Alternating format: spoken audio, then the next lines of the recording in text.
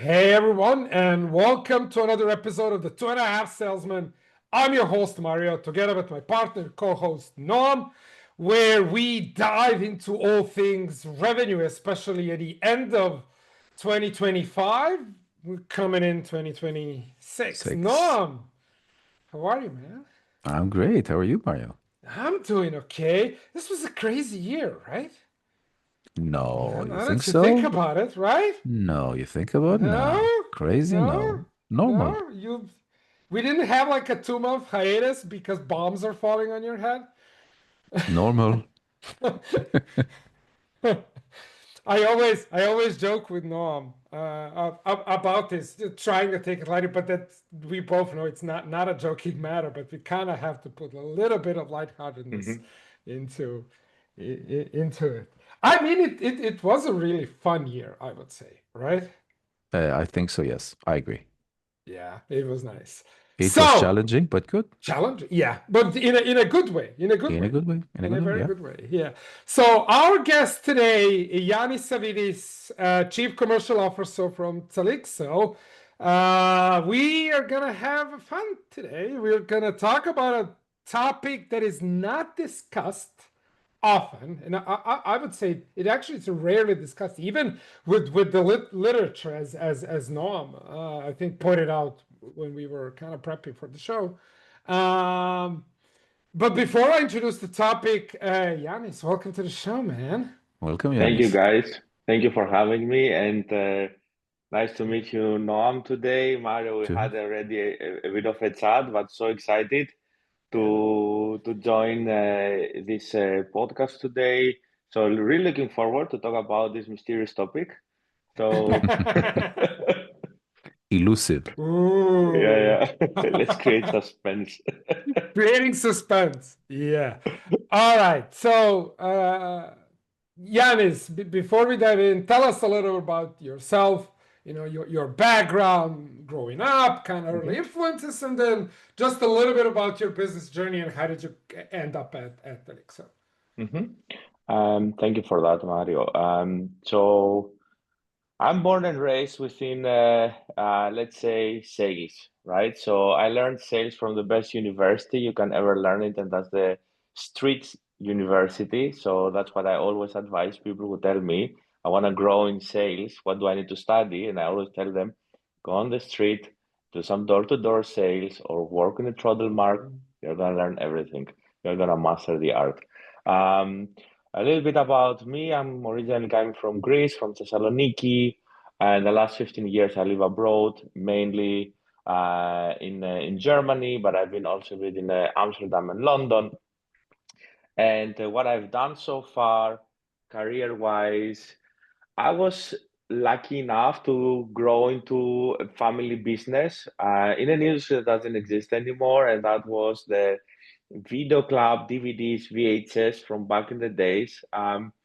Our generation we know pretty well. I think the young generation will see it in the museum right now.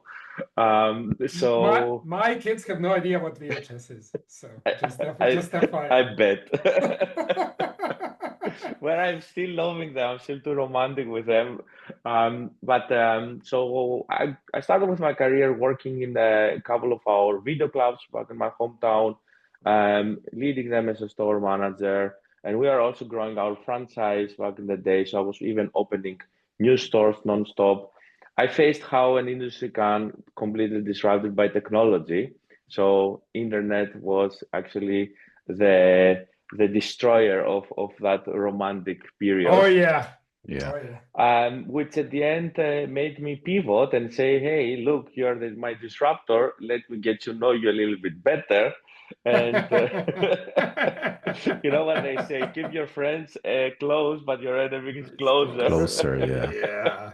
Yeah. So, and then I was also lucky enough to jump into travel tech 15 years ago and enter a company called Trivago, where back in the days no one knew us. I had a tremendous journey of 7 years there where I've seen how a startup, a no-name startup, becomes a unicorn and becomes publicly traded, and all these wild uh, things that have happened on those 7 years.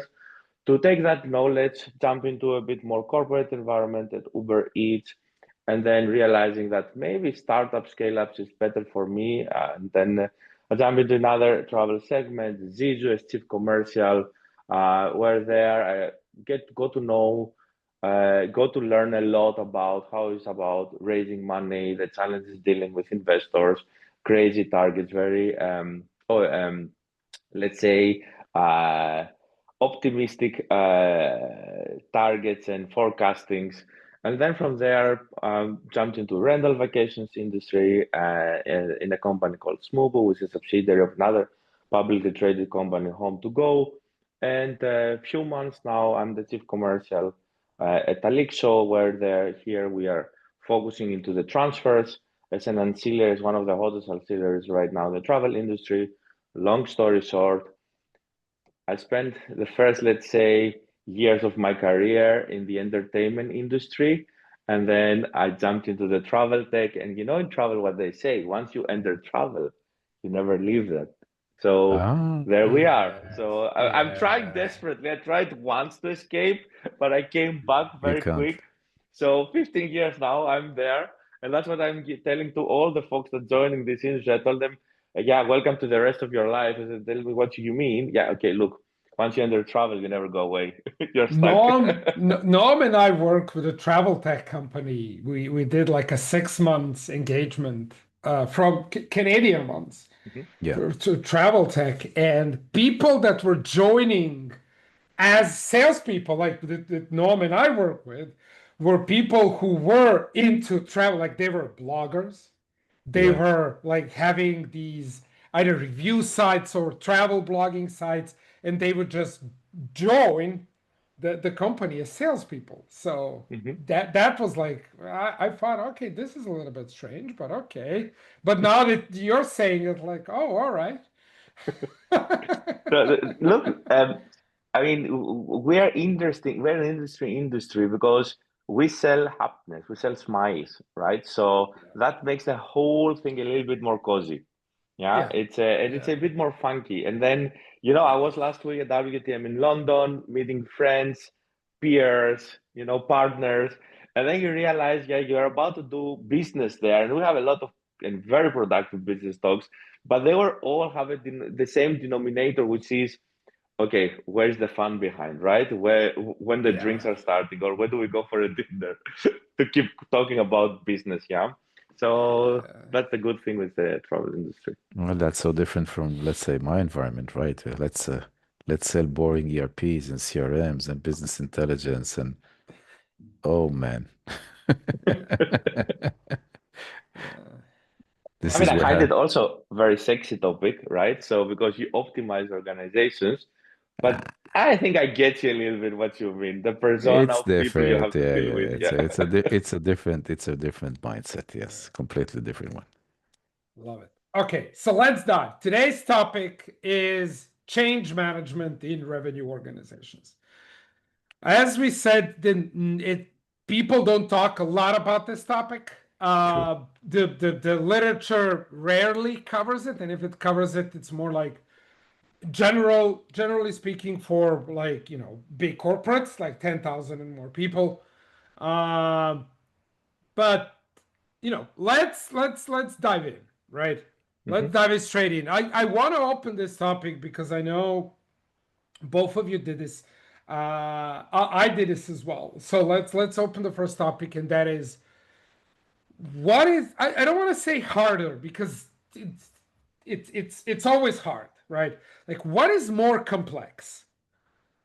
Building a revenue organization from zero or transforming an existing one that's already generating something but kind of not living to its full potential. Yanis, let's go with you Yeah, first. yeah. Oh And man, can I tough say one. both? Tough They're one. different, but they're Obviously different, right? so. I mean, look, I will go with changing existing revenue organizations Mm. because if they're in brackets wrongly set up, or they have built a different culture, different norms, then you have to reshape them, right? And you know how it is. Sometimes they say it's better to take a very inexperienced person and train that person and shaping him or her on how you want, yeah, and then you can build very quickly rising stars than changing someone who is already getting into a groove, right? Well, I also have seen like experienced salespeople failing in an environment where we have a lot of newbies completely shape how we want them.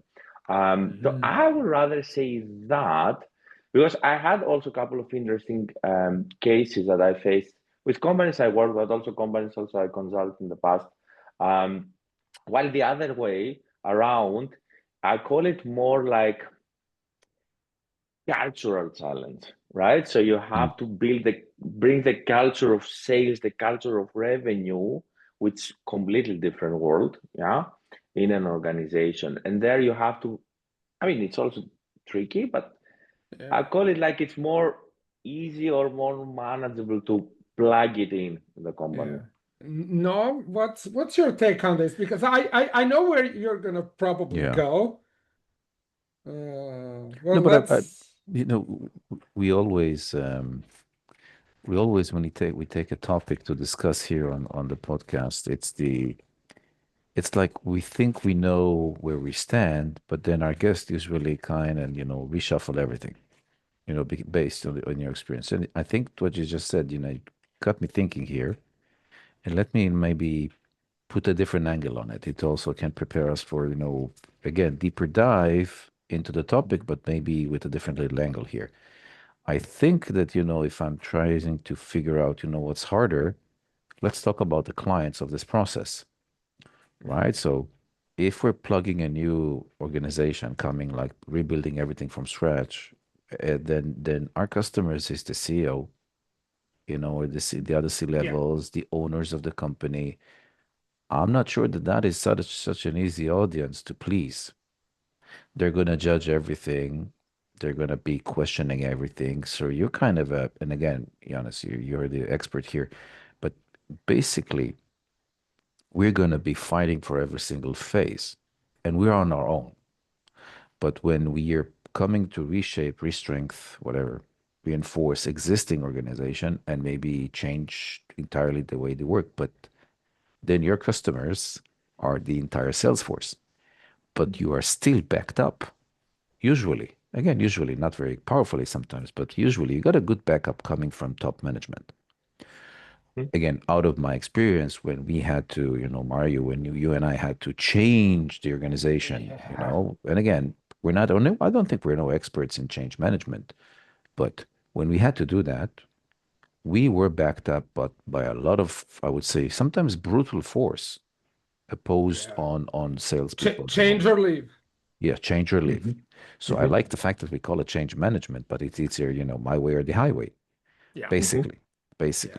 So I think that, the angle of what's harder, it's, I don't know, sometimes it's No, easy. I would say both are equally harder. It's just what is more complex, right? And I would argue this. Both are hard.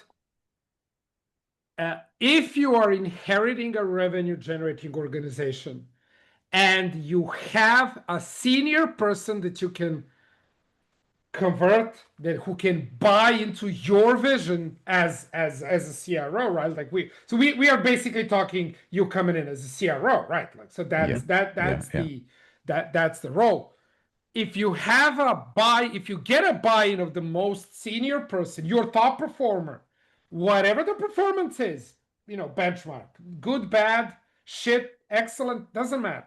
Like your best, if you get that buy-in, that's going to be a lot more simpler to turn around and get it going rather than building everything from scratch. Because in the end, if they're not performing, you will end up building it from scratch either way. I think, Mario, if you come to think about it, it's either way you're building something from scratch, right? Because you're taking let's say, a wrong process for the sake of the argument. Now, it's not a process. It's sometimes Ioannis has experience with huge organizations. It's hundreds of processes. Oh, yeah. Right? It's hundreds. right? It's Yeah. it's complex. It's hundreds. It's Yeah. one on top of the other with different if then else's and stuff like that. So Yeah. it's usually rebuilding everything. But Yannis said it very clearly. It's either you bring someone new into the picture. This is how we're going to do it. Usually they comply. If you're taking an existing organization, you have to fight for every little, inch on the table.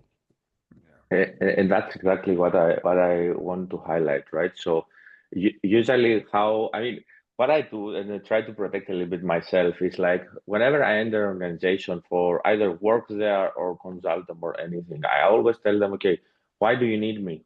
And usually the answer is we want to bring growth, we want to fix a couple of numbers, we want to, it's all about growing numbers. Then, and you usually talk with the founders or the CEOs of the business, yeah. And then my only question I do, actually, my only request is like, look, if I join your organization, you need to give me a blank check. Yeah. You'll check the numbers. You and me, we're gonna agree on the numbers, and I'm gonna deliver them to you. If not, okay, no hard feelings. We both know the way. But if they're delivered, be happy. Don't ask the process. The process is gonna be painful. I can tell you already. So Oh, you yeah. care about the numbers. Leave me to do my job. That's why you pay me, and then let the rest on me. And usually, what I see is like, they're always skeptic with you in the beginning, but once they see, it's the first, how it is. It's like sales, it's like sports, right? You make a big transfer, you put that player in the field. If the first 10 minutes are good, you feel good. You realize, oh my God, what kind of player did I bring, right? So it's Yeah. it's a little bit of flipping the You coin are also, right? you are talking from experience watching watching PAOK play against Yeah. Panathinaikos and then sorely losing every season. So okay, we just lost against them 2 days ago. It's Oh not the best no! moment. Sorry for this. But I mean, you enter, and if you try to, usually with the experience, you see the things, right? You see what is missing, and you can quickly convert it. And then if you sometimes quick wins create immediate impact, and this immediate Yeah, impact can it give is you the about quick room and wins. the space to breathe and do what you know best. Yeah. Um, okay, I love this take. Let me switch it quickly. Because you did mention pain and painful process and things Mm-hmm. that will become painful, right? And that is when you come in, and I know you did this multiple times, and Noam and I both did it, and were asked to do when we come in. We were asked by the CEO and the Mm-hmm. CRO, weirdly enough.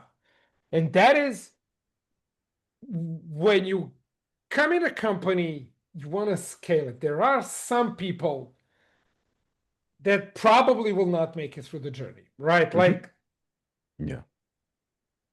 they just don't, either they don't have the willpower or the capacity, or just don't whatever the reason is. So how do you make that call, right? Like between you investing your time into growth of a person, right, versus doing the best, what doing what's best for the business, right? And you know what so how do you assess like whether the person has growth potential? And yeah, I'll invest in the person, right, versus hey man, like I just can't afford you to keep you. Mm-hmm. So I mean, if I enter an organization, there's already sales folks, there are account managers folks. What I usually say is, oh guys, with me you start from zero all, right? So you're back in the Yeah. starting Yeah. lane, and let's go. Yeah. So that gives a lot of opportunity also to previously underperformers or previously um, people that they were suffering with their performance, but also it's an ego exercise for the top performers.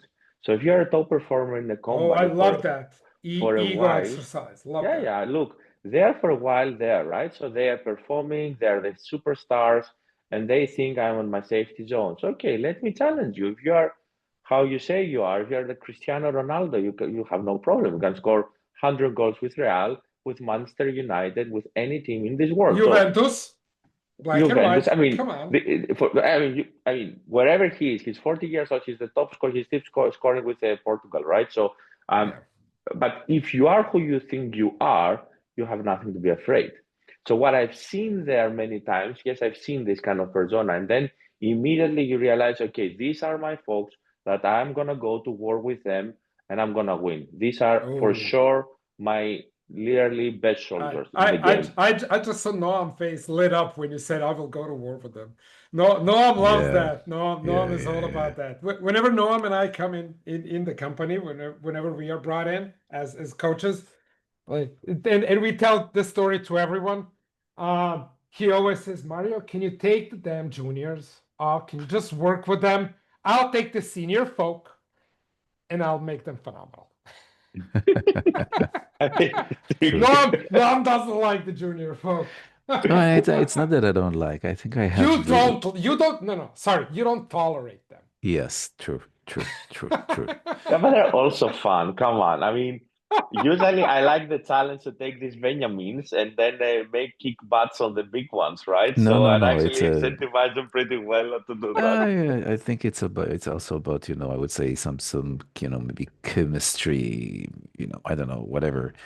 But, I want to, there's something you said that I loved and I want to take that. And this is something which is different, Mario, at least from my experience, So Giannis is coming in as you could say, as the coach of a football team.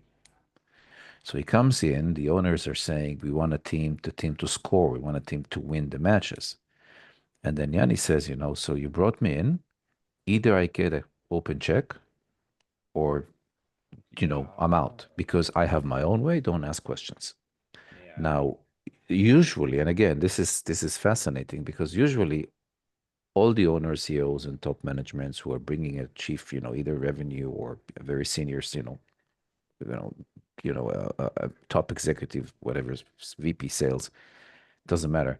Let's say the top function of generating revenue, they all talk about the syndrome, right? We need you to make number. Nobody talks about the root cause. So it's our job to dive in and see what the root cause. Now, when we have experience, so we can find it out less than a few minutes. At least we are, let's say, pretty much around the root cause. So we say, okay, so that's the root cause, sir. So this is what we need to do. And then usually you don't get an open check. Mario, we never get an open check. Honest to God, we never got an open check. We usually are. It's just too risky for us, for them to give us specifically the risky check. Yeah, but here's the difference between the what we represent and what Ioannis represent. I think this is interesting. We don't ask for an open check. We're saying you're going to be involved. And I don't want an open check when I'm consulting. We don't want an open check. But Ioannis is saying it's not open check. It's either I do what I want and I get results. I'll win you that fucking championship. Yeah. But you don't interfere because I don't have any time managing your questions. I maybe can get to the president of PAOK. If you want, I can get you close to him. I mean, my dream job. That would be. I go there for free. Don't touch sensitive chords in my heart. I know a fair amount of sales leaders, right? So either VP sales or CROs across Europe who have the same answer. Like I grew up watching, my football club. If the president called me, I would go there and I would work for free. Yeah. No, I mean, if people ask me if you become rich one day, what you're gonna do? I said, look, I mean, I most likely will not have enough money for the football club, but if I might have enough money for the basketball club. So that's my dream. And everyone's telling, but you're gonna lose all your money. I said, doesn't matter. It doesn't matter. I'm not gonna take them with me, so it's fine. Oh, I love it, man. But Noam, on what you were saying before, right? So there are a few things I want to highlight. first of all, us as a leaders, right? So you join an organization, so CRO, CCO, you name it. Yeah.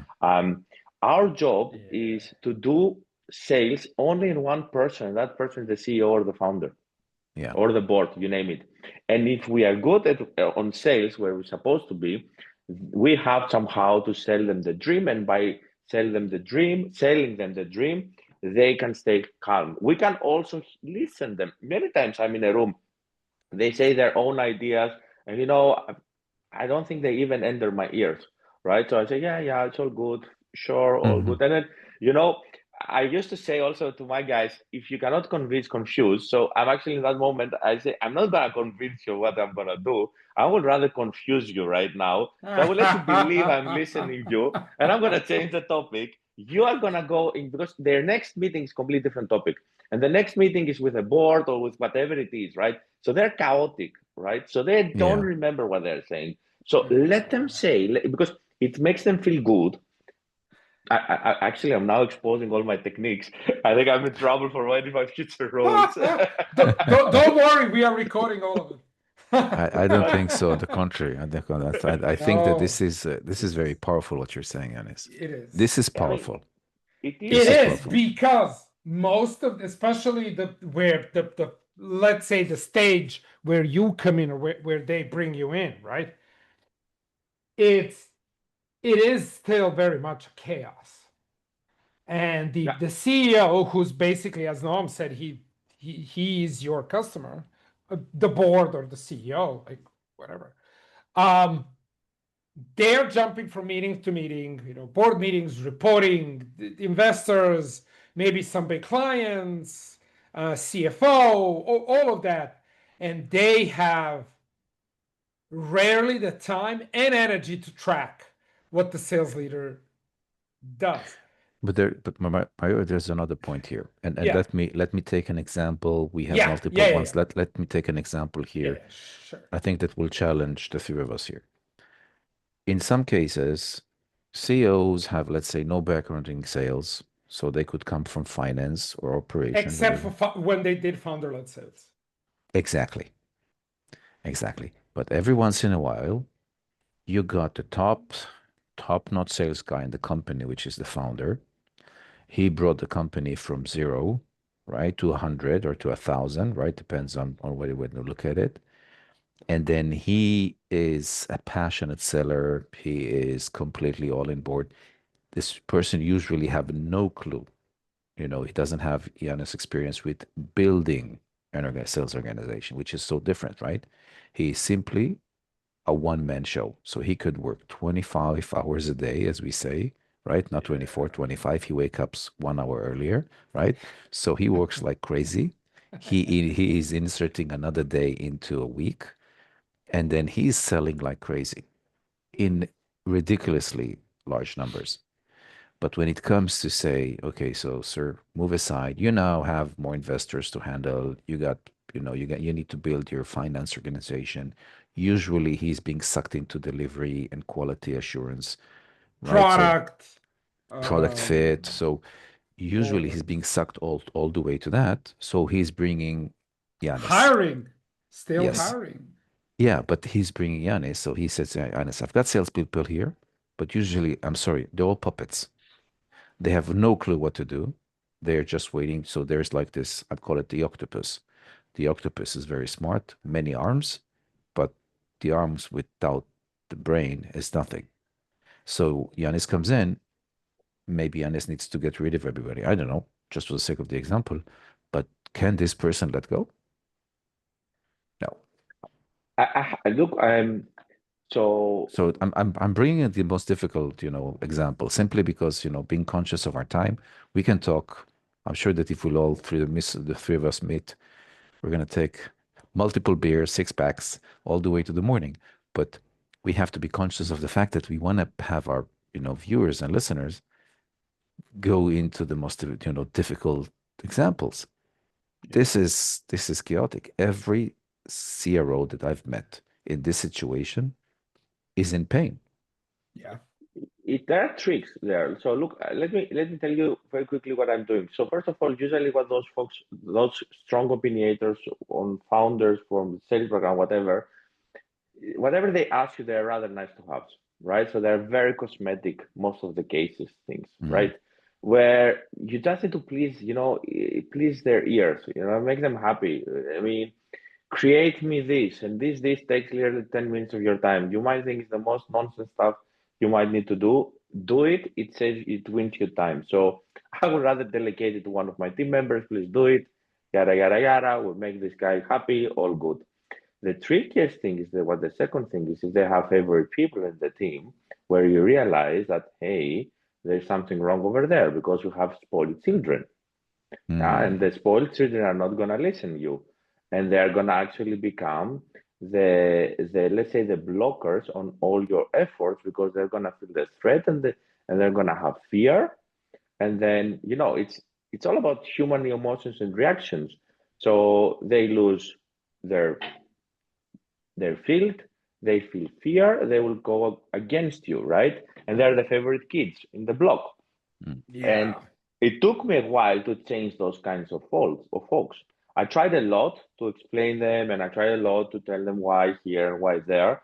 And at the end of the day, I had the founder telling me, no, this person should stay, he's loyal, yada, yada, yada. And I was trying to explain, look, this person is not working, he's actually fooling us. Maybe does some stuff crossing red lines. So please trust me there. But again, repetition. But allow me to say, right? So if you want to kick someone out, we know how to kick that someone out, right? And then if you can be a little bit, let's say, we can play the same dirty game as leaders, right? True.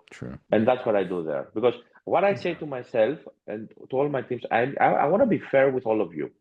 And you're all gonna have the chances, and you're all gonna start from. Fairness is. I want to sleep good at night. I don't want to go to bed and have thoughts that I treated someone unfair. And one of the fairness elements is also not to spoil top performers or treat them in a bit more like celebrity way. Forgiving it's unfair way. to the rest. So they have to be. That's a completely new topic that we can talk. How do you treat your top performers? True. I can tell you. I mean, Well, we can talk about. Well, interesting that you said, and you opened a cool topic. Everything that you described, how you're talking with the CEO and all that Noam is saying. So, I'm sure you both are familiar with the term decision fatigue, right? True. Where, like, at the end of the day, you don't have the capacity to make any decisions, and that's why kind of during the day you try to have your routine and discipline because you made those decisions, either earlier in the week or just kind of became your routine so that you save your decisions for later. But there is this thing called change fatigue. And this is very, very typical for change management as a discipline. So my question, this kind of goes to both of you because Noam, I know you took on sales teams that are, guys that are 55, 60, 75 years old that were with the company for 20, 25, 30 years, and then you had to change them, right? They had to begin behaving differently in order for this company to have any semblance of growth. Yeah, true. So let's open this up, and I am conscious of the time. Let's open this the change fatigue. So how do you sequence the changes without basically breaking the team, right? And then what is the kind of the most important thing you need to watch out? And Noam, let's begin with you because I know you had this with Gilad. We had this with several companies. When one of them is Gilad, a very successful one. Yeah. They even came around, I think, huge with so I think they're experiencing great success right now. And this is a typical company with your 30 years of sales experience. There is like I wouldn't Junior. say yeah, no. That's but extremely common. Okay, so you got salespeople that know their customers for decades. You can imagine the level of introduction and the level of intimacy, business intimacy, I would say even sometimes friendships, So when it comes to a company, and we got another case right now for a company, I can't mention the name.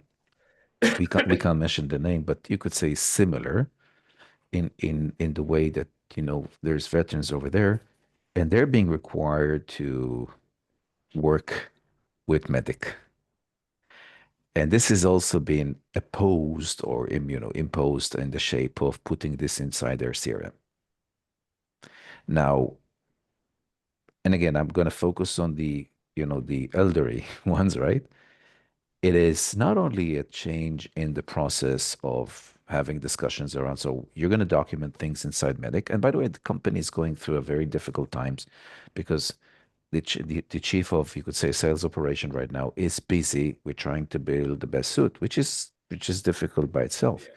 Yeah. But here there is another thing here that, think about it, so a person at the age of 60 something, this person could, retire, but they don't. They want to stay in the company. This is extremely valuable.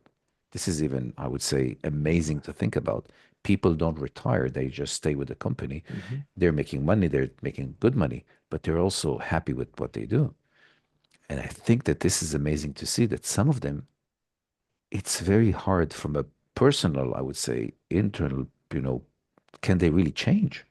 Can they really change their line of thinking, the way they speak, the way they communicate internally? For 3 decades, they have been describing, qualifying, disqualifying opportunities by gut feeling.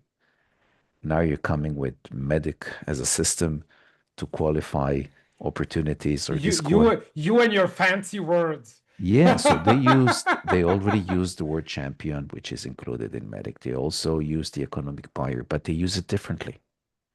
Mhm. And so the big question here is, how do you change, or how do you equip them with the ability to make that change? Sometimes it's simply impossible. That's the best. This is the best question of the day. Yeah. How do you equip guys when you come in so they are able to make the change? I think I mean, that's the Gold. yeah, boom. Yeah. Yanis, Gold. go. You know what to do. I mean, look, I mean, in your case, because that's a very interesting case, right? So you have dinosaurs, Yeah. right? Yeah. And they're not gonna change nothing. So it's actually what I'm doing there. I pivot. So they're very valuable to the business. You need them, but then you need to explain them that, look, from now on, your role is different. That's so fascinating.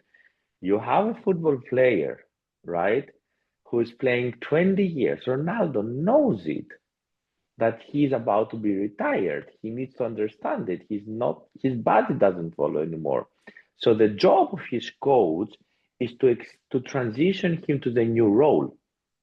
Yeah. And what I do with those folks is I'm trying to say, like, you can be the best example in all those new guys we are hiring to transmit the knowledge you have, which is impossible to be found nowadays. Because if you're doing it 30 years, then you have the very old way of doing sales.